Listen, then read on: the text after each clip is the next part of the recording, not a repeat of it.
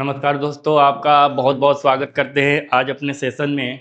आज हम आपको अपने यूट्यूब चैनल पारसी अचीवर पे एक नए जनरेशन में लेकर चल रहे हैं, जिसमें हम बात करेंगे कंप्यूटर की जनरेशन। ठीक है। और इस स्लाइड में हम टोटल कंटेंट करेंगे 1 to 5th generation, generation first से लेकर के जनरेशन 5 तक की। ठीक है। तो किस किस जनरेशन में किस किस कंप्यूटर की क्या क्या जर्नी रही, क्या क्या वर्क रहे, उन सबको हम वन बाय वन पढ़ने वाले हैं। तो आप सभी बहुत ही ध्यान से पेन और कॉपी लेकर के बैठ जाइए, और ये सेशन बहुत ही धमाकेदार होने वाला है, बहुत ही बेहतरीन होने वाला है। आप जब पढ़ेंगे समझेंगे, ठीक है, तो किसी भी एग्जाम में जहाँ से कंप्यूटर ओरिएंटेड जनरेशन सब कुछ टाइप से क्वेश्चन निकल के आते हैं, उनसे कहीं भी आपका नंबर मिस होने वाला नहीं है। आ रही बात समझ में? तो चलते हैं हम अपने सेशन की तरफ।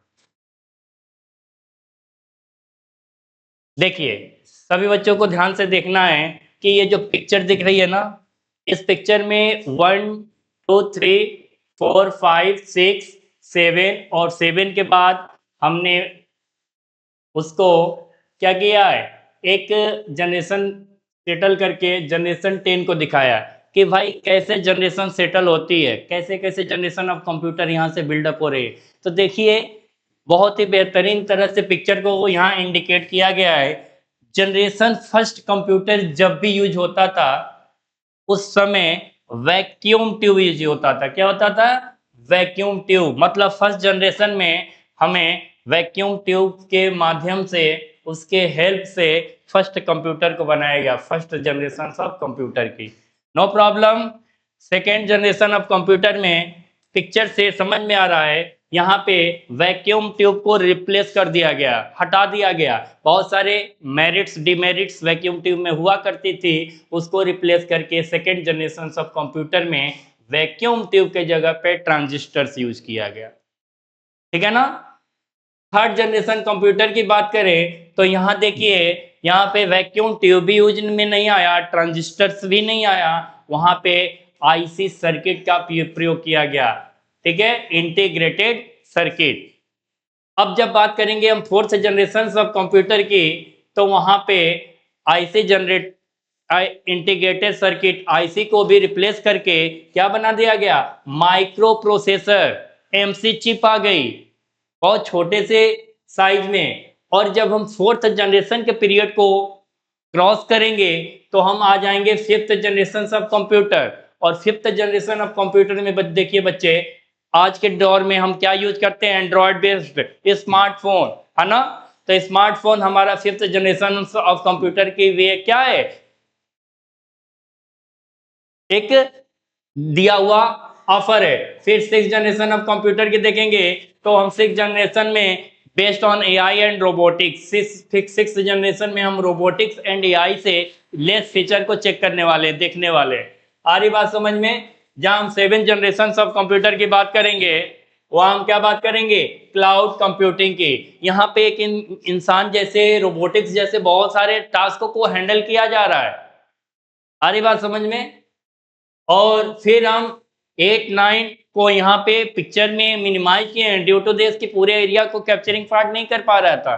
तो अब इसके बाद हम सब स्लाइड में डिस्कस करेंगे, वहां पे वन बाय वन हर एक जनरेशन को चेक करेंगे और स्टडी करेंगे। बट हम डायरेक्ट आपको ले चलते हैं 10th जनरेशन ऑफ कंप्यूटर में। Here quantum computing is use. यहाँ क्या यूज किया जा रहा है? Quantum computing. अब सोचिए कितनी महत्वपूर्ण बात है ये, कि हम वैक्यूम ट्यूब के जनरेशन से शुरू करके, कहां से बच्चों? वैक्यूम जनरेशन से शुरू करके, और हम लोग क्वांटम कंप्यूटिंग तक रीच कर चुके हैं। This is the big and big merits of the computer. ये बहुत बड़ा मेरिट्स निकल के आया गया कंप्यूटर की, इतनी बड़ी खासियत। और सबसे बड़ी बात यह है कि हमारी जर्नी फर्स्ट कंप्यूटर से 10th जनरेशन तक कंप्यूटर में नहीं रुकने वाली है। Never stop, not at all, ये नहीं रुकेगी। इसकी जर्नी चलती जाएगी, चलती जाएगी, और कहाँ नहीं जा सकता है, कहाँ तक जाएगी। बट हमारी जर्नी वहां तक तो अवश्य जाएगी जहां से एक जर्नी या स्टार्ट होगा हाइपोथेटिकल की।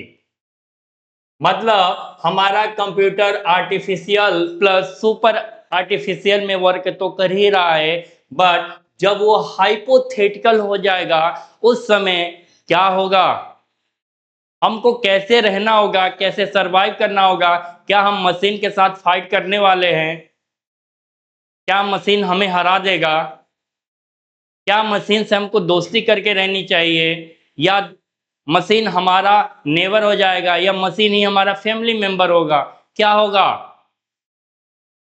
तो देखिए इन सारे क्वेश्चन का आंसर तब मिलेगा जब आप मेरे सेशन को, मेरे स्लाइड को, मेरे लेक्चर को, पूरे वीडियो को एकदम पेशेंस के साथ वॉच करेंगे। आ रही बात समझ में? तो इस वीडियो में हम इतना बेहतरीन पढ़ने वाले हैं कि हमारा जनरेशन ऑफ कंप्यूटर से सारी भ्रांतियां, सारे भ्रम, सारे मिथ पॉइंट, सारे निगेटिव पॉइंट डायरेक्टली क्या हो जाने वाले हैं, हमारे माइंड से डिलीट हो जाने हैं। Are you understand? तो किसी भी तरह से कोई डाउट होने की दिक्कत नहीं करेंगे हम। तो हम चलते हैं फर्स्ट ऑफ ऑल अपने जनरेशन ऑफ कंप्यूटर में, और हम बात करेंगे फर्स्ट जनरेशन ऑफ कंप्यूटर। आ रही है ना बात समझ में? ठीक है, तो एक बार मैं आपको टाइम देता हूं, ये सारे पिक्चर वन बाय वन आप या तो स्क्रीनशॉट कर लीजिए बच्चे, या तो इसको मेमोराइज कर लीजिए। देखिए तब तक ध्यान से क्या कह रहा पिक्चर।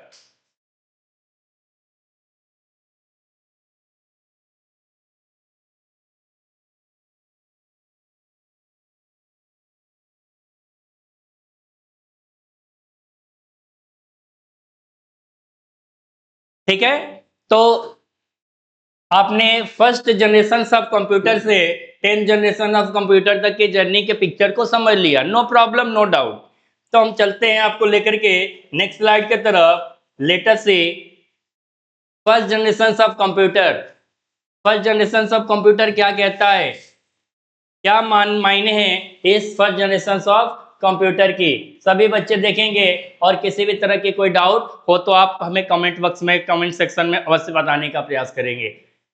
कंप्यूटर की फर्स्ट जनरेशन कैसे शुरू हुई है? The first generation of computer marks the beginning of electronic computers. These computers were developed between 1940 and 1956। कहने का मतलब यह है कि कंप्यूटर की प्रथम पीढ़ी जो है ना, इलेक्ट्रॉनिक कंप्यूटर का दौर था। कैसा दौर था कंप्यूटर की? Electronics computer. उस समय जो कंप्यूटर यूज हुई ना दोस्तों, ये हमारी इलेक्ट्रॉनिक कंप्यूटर्स हुई।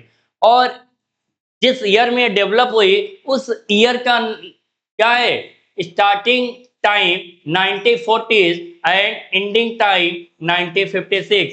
मीन्स व्हाट कि हमारा जनरेशन का जो पिक पॉइंट है वो है 1940s टू 1956।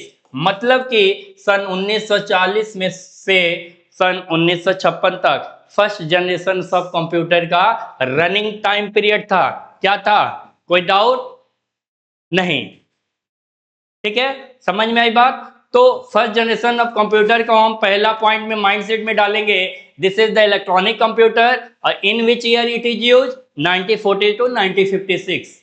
सन 1940 से 1956 तक यूज हुआ था, नो डाउट। देन देखते हैं नेक्स्ट स्लाइड हमारा क्या कहने वाला है। लेट अस सी। तो हमने पहले वीडियो में क्या देखा, पहले लेक्चर से क्या समझा, पहले हम उसको रिकॉल कर लेते हैं, ठीक है ना। तो हमने फर्स्ट में ये देखा कि हमारा जो ये कंप्यूटर है वो इलेक्ट्रॉनिक कंप्यूटर है।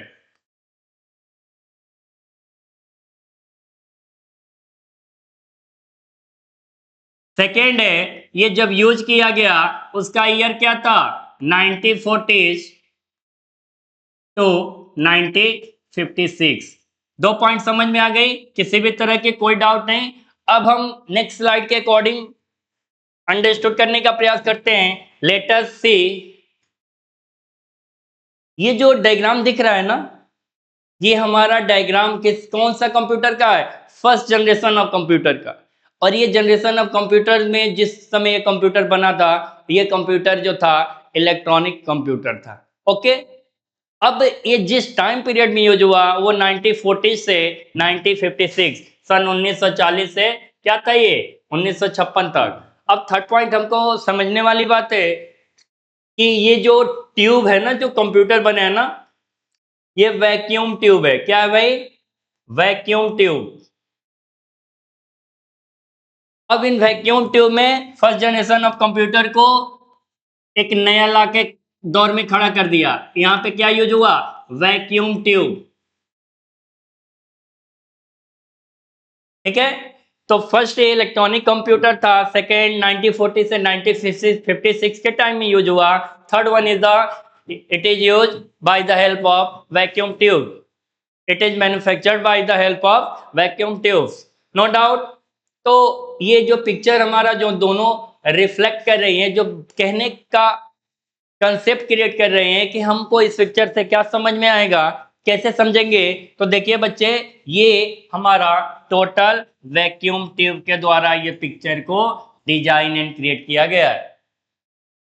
तो ये टोटल रिफ्लेक्शन जो पिक्चर कर रही है ना, जो इमेजिन कराना चाहती है, जो माइंड में आपके डेटा को प्रिंट कराना चाहती है, यही कहना चाहती है चिक चिक करके ये पिक्चर है कि भाई मैं वैक्यूम ट्यूब के दौर का कंप्यूटर हूं। आ रही बात समझ में? कोई दिक्कत नहीं? ठीक है, चलते हैं हम नेक्स्ट स्लाइड की तरफ। मेन टेक्नोलॉजी यूज, प्रयोग तकनीकी, कौन कौन सी ऐसी टेक्नोलॉजी थी जो first generation of computer, electronic computer को बनाने में हेल्प की? तो वैक्यूम ट्यूब क्या था? अभी आपने थर्ड पॉइंट को बहुत ही बेहतरीन तरीके से समझा था। Vacuum tube were use as the main electronic component, और ये वैक्यूम ट्यूब को क्या बना दिया गया? Main electronic component. यही एक इलेक्ट्रॉनिक कंपोनेंट ऐसा कंपोनेंट था जो वैक्यूम ट्यूब को कंप्यूटर के फर्स्ट जनरेशन में आने के लिए पूरा क्या कर दिया? स्वागत किया कि भाई आपके साथ हम एक कंप्यूटर की जर्नी में मूव ऑन कर सकते हैं, नो डाउट। तो वैक्यूम ट्यूब का उपयोग मुख्य इलेक्ट्रॉनिक घटक के रूप में किया गया 1940 से 1950 के दशक के टाइम पे। उस टाइम पीरियड में, उस ईरा में, उस जनरेशन में, ये टाइम के according first generation of computer हमारे सामने निकल करके आया था। ठीक है ना? देन नेक्स्ट स्लाइड क्या कहता है, देखेंगे। Characteristics of first generation of computer, प्रथम पीढ़ी के कंप्यूटरों की क्या क्या विशेषताएं थे? कैसे माने कि हाँ हमारे पास बहुत तरह के types of generation of computer सामने रख दिया जाए एक हॉल में, एक म्यूजियम में, तो हाउ टू रिकॉग्नाइज, कैसे पहचान करेंगे कि ये कौन सा जनरेशन का कंप्यूटर है, ये किस जनरेशन का कंप्यूटर है? तो अकॉर्डिंग टू देयर फीचर्स, हम उसकी विशेषताओं के अकॉर्डिंग उसको क्या करेंगे? अलग अलग सांचे में रखेंगे कि हाँ ये इस जनरेशन का कंप्यूटर है, ये इस जनरेशन का। तो देखेंगे लेटेस्ट सी, प्रथम पीढ़ी का जो कंप्यूटर था ना, उसकी जो फर्स्ट क्या थे, जो कैरेक्टरिस्टिक्स थे, वो था वेरी लार्ज इन साइज। वो कंप्यूटर देखने में बहुत बड़ा आकार का था। उस कंप्यूटर को रखने के लिए आपको घर के किसी एक कॉर्नर में उसको नहीं रख सकते हो, कहीं एक साइड में नहीं रख सकते हो। कहाँ रखोगे? पूरी बिल्डिंग एरिया कैप्चर करता था। ठीक है ना? बिकॉज कि वो जो हमारा कंप्यूटर था वेरी लार्ज इन साइज, आकार में बहुत बड़ा था। ठीक है ना? सेकेंड की बात करेंगे तो जो हमारा फर्स्ट जनरेशन ऑफ कंप्यूटर आकार में बड़ा था, तो आकार में बड़ा होगा तो नॉर्मल सी बात है उसकी वजन भी ज्यादा होगी। और कंप्यूटर जो कि आप जानते हो इलेक्ट्रॉनिक कंप्यूटर से, तो वो वजन तो इंसानों जैसा करेगा नहीं। तो जो हाई पावर कंजम्पशन थे, अधिक विद्युत खपत, बहुत ज्यादा जब क्या करता था, एनर्जी को स्टोर करता था, यूज करता था, तब वो क्या होता था, ऑपरेट होता था।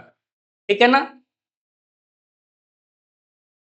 फिर है हमारा third point, generated a lot of heat. जब कंप्यूटर की साइज बड़ी है, वो एनर्जी ज्यादा यूज करता है, तो नेक्स्ट पॉइंट हमारा ये कहता है कि उसकी जो हीट कैपेसिटी थी, जो हीट जनरेशन पॉइंट था, वो भी क्या था, लार्ज था। बहुत ज्यादा हीट जनरेट होता था। किस कंप्यूटर से? वैक्यूम ट्यूब कंप्यूटर से, फर्स्ट जनरेशन ऑफ कंप्यूटर से। ठीक है ना? नेक्स्ट पॉइंट कह रहा है लेस रिलायबल, कम विश्वसनीय। जिस मशीन में बहुत ज्यादा प्रॉब्लम्स क्रिएट हो रही हैं, सबसे बड़ी चीज है कि उस मशीन पर विश्वास करने योग्य कोई पॉइंट ही नहीं है, कोई बिंदु नहीं कि इस बिंदु पे हम विश्वास करें। लेस रिलायबल, पूरा कम से कम जितना विश्वास करिए उतना ही आपके लिए क्या है, परफेक्ट था। बट लोगों ने इसको क्या किया, समझा, और उस मशीन को क्या किया, नेग्लेक्ट किया, यूज करने से परहेज किया। कारण लेस रिलायबल था, बहुत ही कम विश्वसनीय था। Next point, use machine language only. और वैक्यूम ट्यूब जनरेशन के कंप्यूटर जो होते थे वो केवल मशीन लर्निंग यूज करते थे। क्या यूज करते थे, मशीन लैंग्वेज। और मशीन लैंग्वेज या मशीन लर्निंग जो होता है उसकी जो लैंग्वेज है दैट इज द 0 एंड 1। और ये 0 एंड 1 हमारा क्या होता है, बाइनरी नंबर, बाइनरी नंबर, ठीक है ना। नेक्स्ट कह रहा है वेरी एक्सपेंसिव, जो कि कंप्यूटर घर के आकार में होता था, ज्यादा एनर्जी लेता था, ज्यादा हीट क्रिएट करता था, लेस रिलायबल था, उसके बावजूद भी ये कंप्यूटर बहुत ज्यादा महंगा था, अत्यंत महंगा था, वेरी वेरी वेरी एक्सपेंसिव, ठीक है।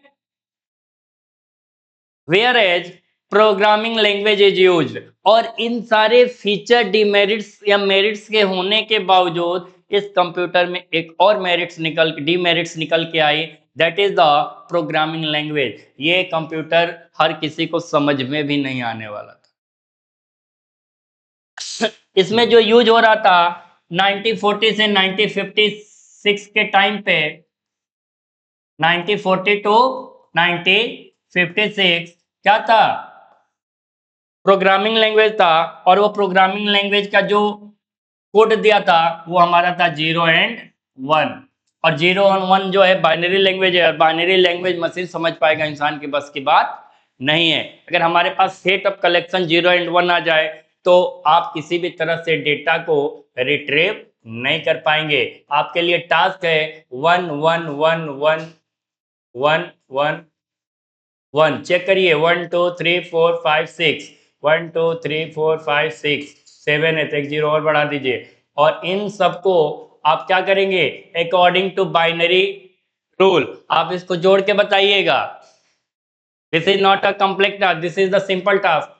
बट वाई, आज के दौर में हमको बाइनरी कैलकुलेशन तो आता है, एडिशन सब्ट्रैक्शन करने आता है, इसके वजह से हम ये करने में कैपेबल हैं, अदरवाइज ये भी हमसे होने से रहा, ठीक है। देन क्या कहता है नेक्स्ट स्लाइड,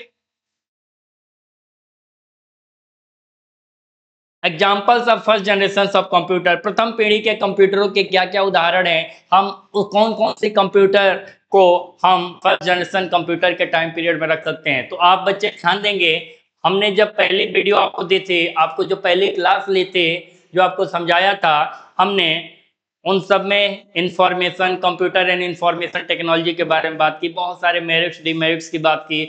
वहां से जब हमने इनिएक, इडवेक, यूनिवेक कंप्यूटर की जर्नी स्टार्ट की हिस्ट्री ऑफ कंप्यूटर में, तो हमने बताया कि ये कंप्यूटर हमारे फर्स्ट जनरेशन ऑफ कंप्यूटर के क्या है, पार्ट्स हैं। तो वही चीज पूछा जा रहा है यहाँ पे कि प्रथम पीढ़ी के कंप्यूटरों के उदाहरण बताइए, कौन कौन सी कंप्यूटर की क्या थे हिस्ट्री जो कि हमारे फर्स्ट जनरेशन ऑफ कंप्यूटर में उसको रखा जा सकता है। तो लेटेस्ट से हमारा जो इनिएक कंप्यूटर था वो क्या था, 1946 के दशक में यूज हुआ।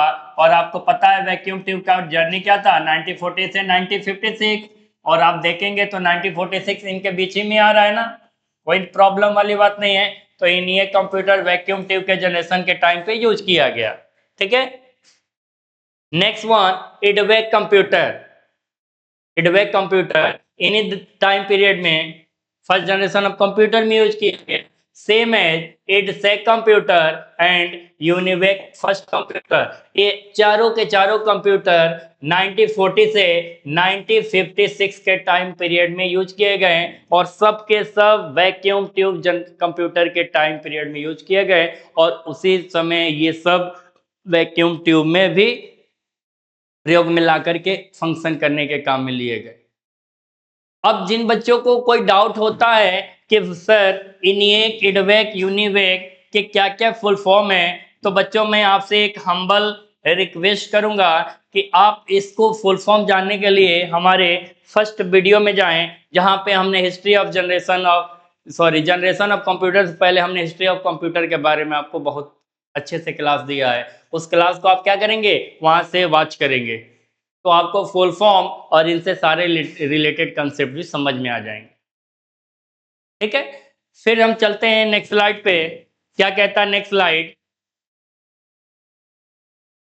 Advantage, first generation of computer के क्या एडवांटेज थे, क्या लाभ थे कि हम मान लें कि हाँ उस समय कुछ टाइम पीरियड में हमको first generation of computer use करना चाहिए, कोई सेकेंड थर्ड फोर्थ जनरेशन की कोई जरूरत हमें नहीं है। तो let us see first electronic computer faster than mechanical computer. ये जो हमारा वैक्यूम ट्यूब कंप्यूटर यूज हुआ ना, क्या हुआ, वैक्यूम ट्यूब कंप्यूटर, ये टाइम पीरियड 1940 से 1956 का जो टाइम पीरियड था, ये सक्सेस इसलिए रहा क्योंकि वो नॉर्मल मैकेनिकल कंप्यूटर से हमारा इलेक्ट्रॉनिक कंप्यूटर क्या था, फास्टर था। सोचने वाली बात है, मैकेनिकल की जब भी बात करोगे ना, वहां एक वर्ड निकल के आएगा मैनुअल। मैनुअल मतलब it is operated by a human power, इंसानों द्वारा ऑपरेट किया जाता है। जाहिर सी बात है, ऐसा नहीं सोचना कभी कि सर क्या इलेक्ट्रॉनिक कंप्यूटर खुद ही से काम करता है, इन फ्यूचर कर रहा है। लेकिन उस दौर में इलेक्ट्रॉनिक कंप्यूटर ये भी मैनुअली ऑपरेट होता था, but with the help of electricity.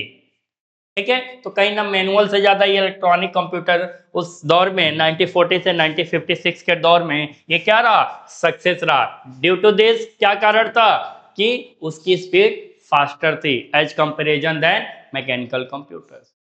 ठीक है ना। देन नेक्स्ट स्लाइड क्या कहता है, क्या डिसएडवांटेज है कि जब हम लोगों ने समझा था कि ये इलेक्ट्रॉनिक कंप्यूटर मैकेनिकल कंप्यूटर से इतना फास्ट है, तो फिर इस कंप्यूटर को क्यों हटाने की जरूरत पड़ी, क्यों हम चले गए सेकेंड जनरेशन ऑफ कंप्यूटर में? तो डिसएडवांटेज जानिए, रिक्वायर्ड लार्ज स्पेस, बहुत ज्यादा जगह मांगता था। इस कंप्यूटर को अगर कोई अपने घर में इंस्टॉल करे तो सबसे बड़ी बात है, कंप्यूटर घर में जाते ही बोलेगा कि यहाँ कोई मेंबर नहीं रहेगा, यहाँ कोई इंसान नहीं रहेगा, यहाँ मैं आ गया हूँ ना, अब किसी की कोई जरूरत नहीं है। तो वो खुद ही वहां जाके रहेगा, और सबसे बड़ी बात है वो जाके रहे यहाँ तक भी चले तो शायद कोई रख लेता। फ्रिक्वेंट हार्डवेयर फेल्योर, रखने के बाद पता चला आज ही घर पे रखे, सब मेंबर इधर उधर चले गए, जो वर्कर है एम्प्लॉय है वर्क कर रहे हैं, बट हार्डवेयर फेल्योर, आज ही सही करके लाओ, आज ही पता चले कि डैमेज हो जाए। जैसे कोई नया सामान बिगड़ जाता है, बार बार बनाना तो फिर बिगड़ता रहता है, सेम प्रॉब्लम अपीयर हियर। ठीक है ना। फिर हाई मेंटेनेंस कॉस्ट, और इतना ही नहीं, अगर वो by the way by default वो बिगड़ भी जाता है, प्रॉब्लम्स क्रिएट होती हैं, तो उसको बनाने में जो कॉस्ट लगते हैं बहुत ज्यादा हाई कॉस्ट है। मेंटेनेंस कॉस्ट उसकी इतनी हाई है कि हर कोई अफोर्ड नहीं कर सकता था। जब इतनी सारी ड्रॉबैक निकल के आई फर्स्ट जनरेशन ऑफ कंप्यूटर में, तो लोगों ने कहा कि भाई इस कंप्यूटर में लार्ज स्पेस चाहिए, ये कंप्यूटर में हार्डवेयर फेलियर होता है, इस कंप्यूटर में हाई मेंटेनेंस कॉस्ट चाहिए, एज वेल एज ये कंप्यूटर हाई फ्रीक्वेंसी के साथ हीट जनरेट करता है। इतने सारे ड्रॉबैक के साथ हम इस कंप्यूटर के साथ कोई वर्क करने वाले नहीं है, आज से ही नाता तोड़ दिए। तो 1940 से 1956 आते आते लोगों ने समझ लिया कि हमारी जर्नी इस कंप्यूटर के साथ लंबी चलने वाली नहीं है। ठीक है ना।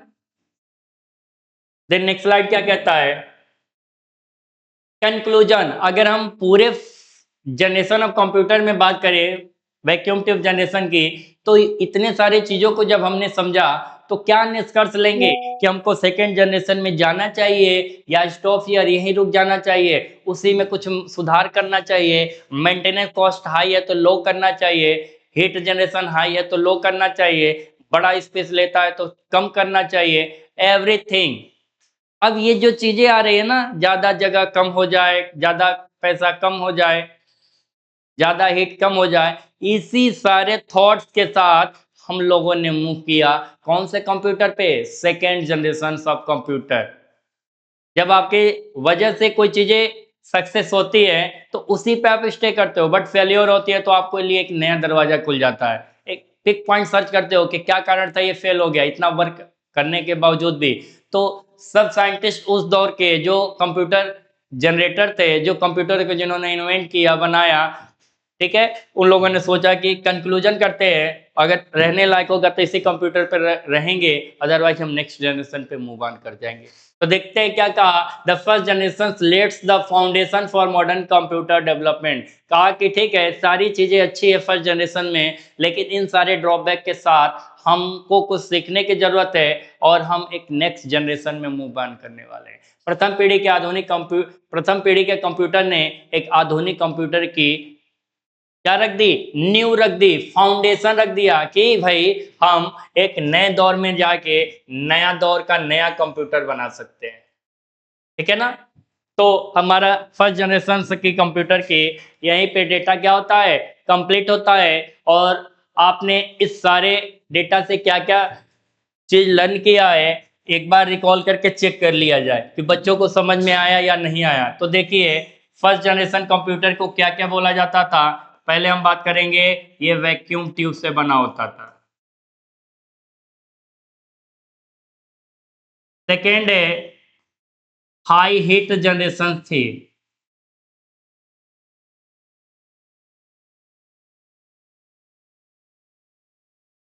थर्ड बात करेंगे लार्ज स्पेस रिक्वायर्ड।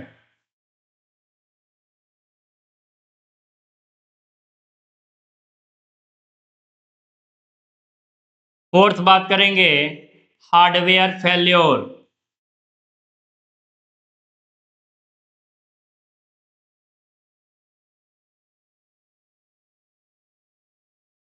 फिफ्थ बात करेंगे high energy required.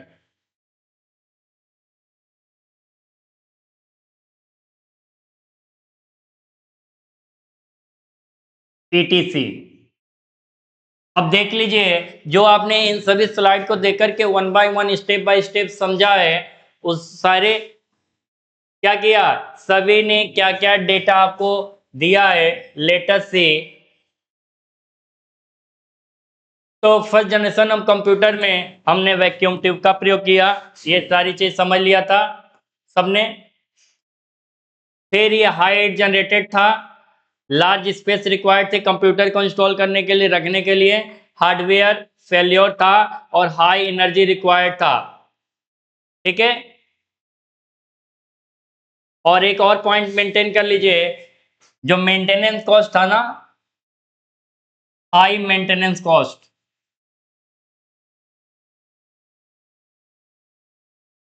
High maintenance cost, उसकी जो चीजों को बनाया जाए, जो कंप्यूटर में कोई हार्डवेयर फेलियर आए, अगर उसको सही करना है तो मेंटेनेंस कॉस्ट बहुत ज्यादा होता था।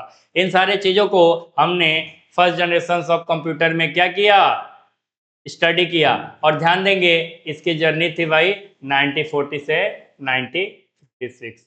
किसी भी तरह की कोई डाउट नहीं आई कि फर्स्ट जनरेशन ऑफ कंप्यूटर में, ठीक है। इसी के साथ जैसा कि आपने फर्स्ट जनरेशन ऑफ कंप्यूटर को सक्सेसफुली स्टडी किया, लर्न किया, हम लेकर के आपको चलते हैं नेक्स्ट जनरेशन ऑफ कंप्यूटर में, जो कि हमारा है second generation of computer. Second generation of computer की बात करें तो the second generation of computer was developed between 1956 to 1963। तो ये जनरेशन शुरू हुआ था 1956 टू 1963, जहां से फर्स्ट जनरेशन कंप्यूटर की जर्नी खत्म हुई, वहीं से इसका क्या हुआ, जर्नी स्टार्ट हो गया, ठीक है। In this generation vacuum tube were replaced by the transistor. Vacuum tube को हटा दिया गया और वैक्यूम ट्यूब को हटा करके कहा गया कि भाई हम क्या यूज करेंगे सेकेंड जनरेशन कंप्यूटर में, ट्रांजिस्टर। हमको वैक्यूम ट्यूब की कोई जरूरत नहीं है। बहुत सारे फेलियर हमारे वैक्यूम ट्यूब में आए थे, हम उनको रिप्लेस करते हैं। आइंदा से हम फर्स्ट जनरेशन कंप्यूटर की बात नहीं करने वाले हैं, ठीक है ना। कंप्यूटर की द्वितीय पीढ़ी का विकास सन 1956 से 1963 तक के बीच में हुआ। इस पीढ़ी में वैक्यूम ट्यूब को पूरी तरह से हटा करके ट्रांजिस्टर का प्रयोग किया गया। आ रही ना बात समझ में। तो देखिए इसमें आपने क्या समझा, 2 पॉइंट्स नोट करेंगे, only 2 points should be noted. First point, इसकी जर्नी शुरू हुई थी 1956 टू 1963 और इसने क्या किया, वैक्यूम ट्यूब को डिलीट करके ट्रांजिस्टर का प्रयोग किया। किसका प्रयोग किया, ट्रांजिस्टर्स का, ठीक है।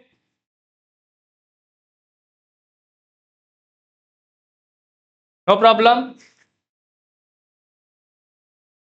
देन नेक्स्ट स्लाइड क्या कहता है,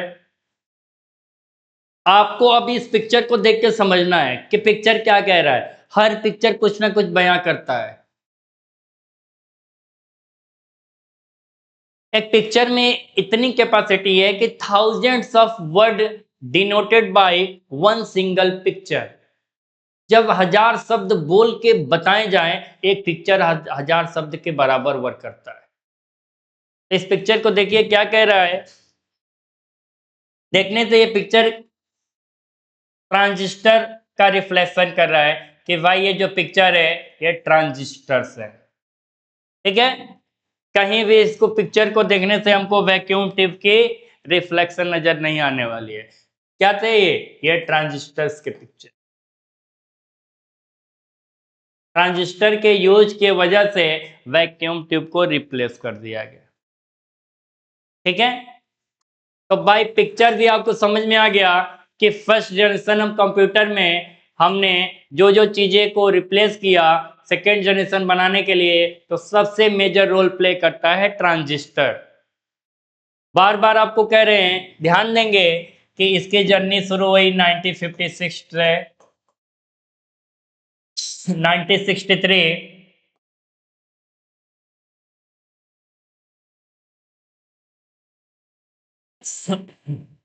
वैक्यूम ट्यूब हटा करके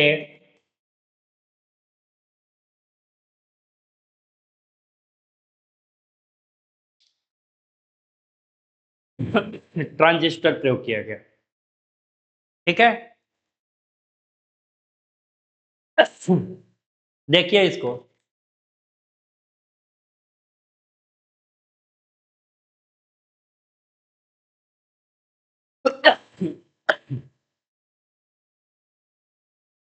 पिक्चर से कोई कंफ्यूजन नहीं आई, ठीक है। नेक्स्ट स्लाइड क्या कहता है, लेट अस सी।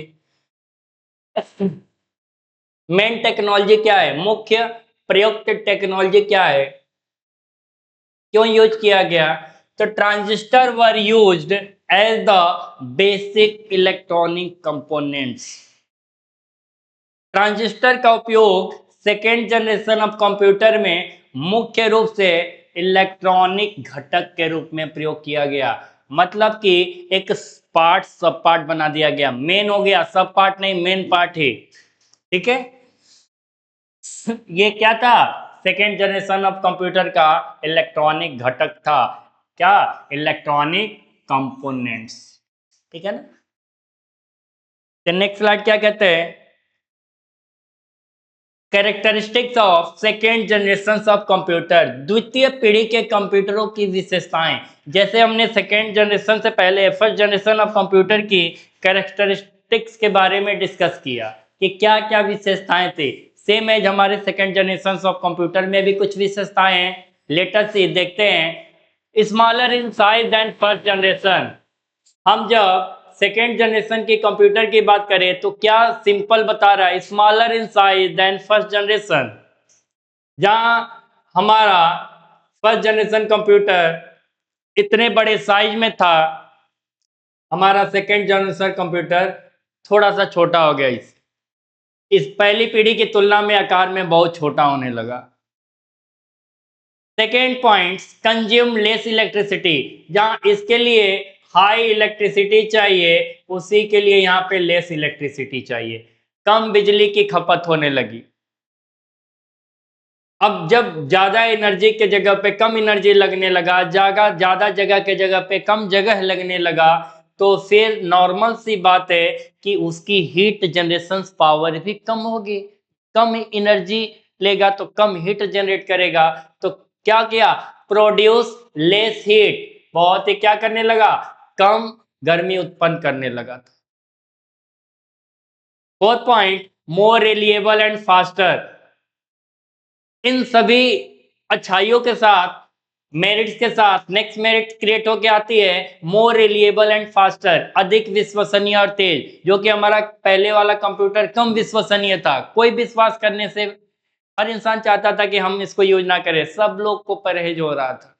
लेकिन हमारा सेकेंड जनरेशन ऑफ कंप्यूटर की जर्नी जब से शुरू होती है, मोर रिलिएबल एंड फास्टर, अधिक विश्वसनीय और तेज होने की वजह से लोग इस सिस्टम पे, इस कंप्यूटर के जनरेशन में मूव ऑन होने लगे, वापस आने लगे। ठीक है। Next point, required less maintenance, कम रख रखाव की आवश्यकता होती थी। जहां मन उस कंप्यूटर को थोड़ा बहुत, उतना पोर्टेबल नहीं था नाउ अडेज, जैसे आज के कंप्यूटर को हम कहीं भी मूव ऑन करते हैं, उठा के ले जाते हैं, रख देते हैं, उतना नहीं था। फिर भी कुछ था, हम इस कंप्यूटर को रख रखाव की हिसाब से देखें तो थोड़ा सा ये अच्छा था, इधर से उधर हम रख पाते थे। ठीक है ना। नेक्स्ट पॉइंट क्या कहता है, प्रोग्रामिंग लैंग्वेज यूज, प्रयुक्त भाषाएं क्या थी, कौन कौन सी लैंग्वेज थी जो सेकेंड जनरेशन में आकर के यूज होने लगी। तो भाई ध्यान देंगे, फर्स्ट जनरेशन में हमने बाइनरी नंबर को यूज किया था, मशीन लैंग्वेज की चीजें आ गई थी, बाइनरी नाम से नहीं आया था, वो मशीन लैंग्वेज के नाम से क्रिएट होकर आया था एट दैट टाइम। आज के डेट में उसको बाइनरी का एक नाम दे दिया गया है, मीन्स टू रेडिक्स, जिसके दो रेडिक्स होते हैं उनको बाइनरी बोला जाता है। ठीक, तो प्रोग्रामिंग लैंग्वेज यूज होने लगा, और उसके बाद असेंबली लैंग्वेज भी यूज होने लगा। Machine language, sorry, programming language as well as assembly language, कि अब मशीन से इंसान बात कर सकता है और इंसान से मशीन बात कर सकता है, मतलब इनके बीच में ट्रांसलेशन जनरेट होने लगी एक तरह से। कंप्लीटली तो नहीं हो रही होगी, बट पार्शियली, लिटिल अमाउंट में जनरेशन से स्टार्ट हो गए थे। मशीन से इंसान का बात करना, इंसान से मशीन का, मतलब कि टॉकिंग नहीं हो गए थे, एलेक्सा, सीरी, गूगल नहीं आ गए थे असिस्टेंट।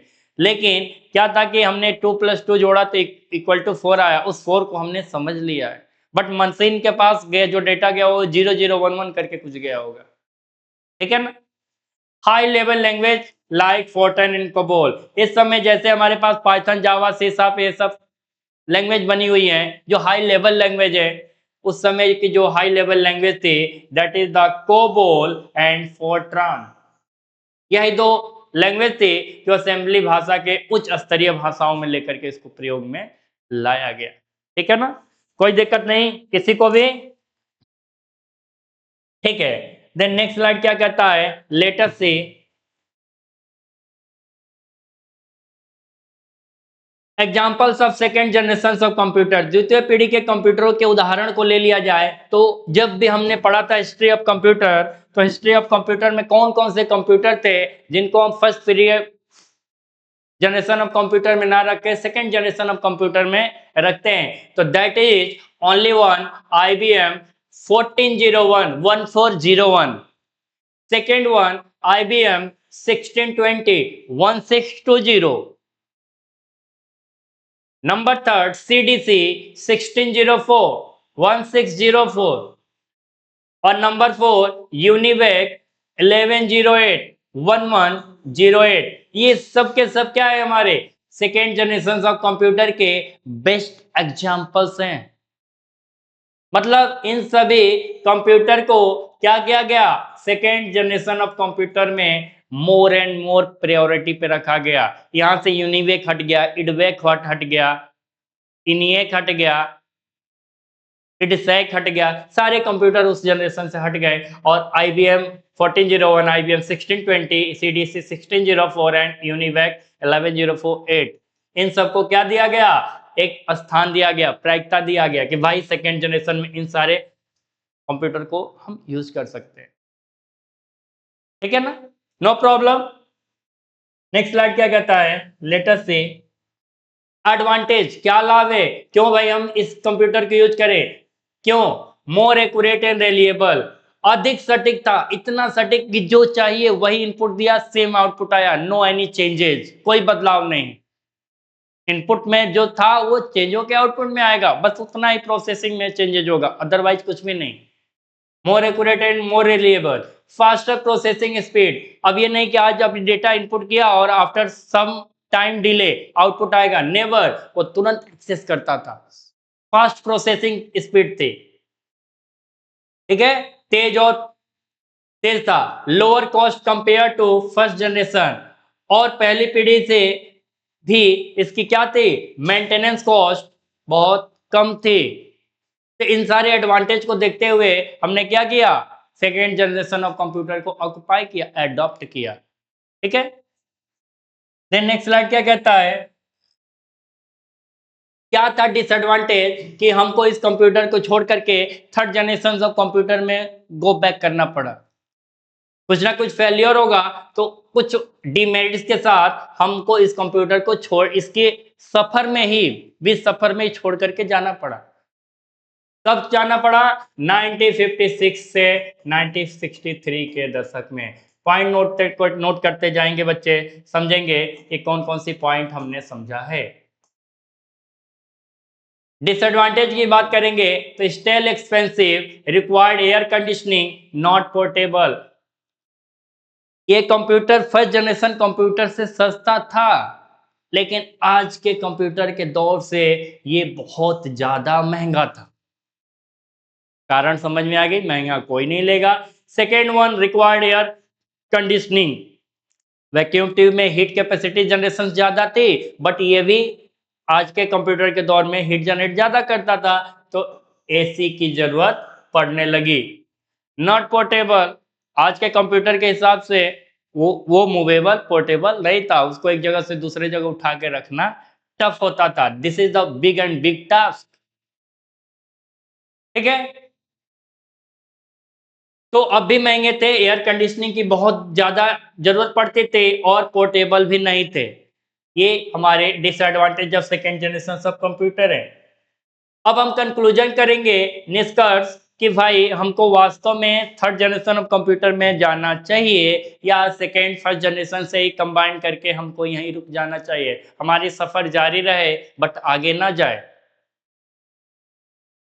ठीक है। तो कंक्लूजन हम समझेंगे, the second generation of computer mark a major improvement in speed, size and efficiency. द्वितीय पीढ़ी के कंप्यूटरों में क्या थे, जो प्रॉब्लम क्रिएट होके आई, गति तो थी लेकिन बहुत ज्यादा नहीं था, आकार तो थे लेकिन इतना भी छोटा आकार नहीं था, और कार्य क्षमता भी था लेकिन बहुत ज्यादा फास्ट प्रोसेसिंग भी नहीं था, लाइक दैट आज की डेट की जो कंप्यूटर यूज होती है। और कार्य क्षमता में बड़ा सुधार किया गया, फिर भी उतना वो प्रिफर नहीं हो पाए। इन सभी कंक्लूजनों को देखें तो हमको लगता है कि हम क्या करेंगे, थर्ड जनरेशन ऑफ कंप्यूटर में जाएंगे। अब हमारा रिवीजन क्लास ये है कि हम ये देखेंगे फर्स्ट से हमने क्या सीखा। तो फर्स्ट जनरेशन में जो हमने सीखा उसका रिवीजन कर लिया। सेकेंड में हमारा फर्स्ट पॉइंट है कि इसमें 1956 से 1963 की जर्नी स्टार्ट हुई। यहाँ पे हमने वैक्यूम ट्यूब को रिप्लेस करके क्या किया, ट्रांजिस्टर का प्रयोग किया, सॉरी वैक्यूम ट्यूब नहीं, यहाँ हमारा क्या रिप्लेस हुआ था, यहाँ पे हमारा रिप्लेस हुआ था ट्रांजिस्टर, और ट्रांजिस्टर को हमने रिप्लेस करके क्या समझा, इंटीग्रेटेड सर्किट आईसी। और ये क्या था, लेस एनर्जी यूज्ड। फोर्थ है लो मेंटेनेंस कॉस्ट,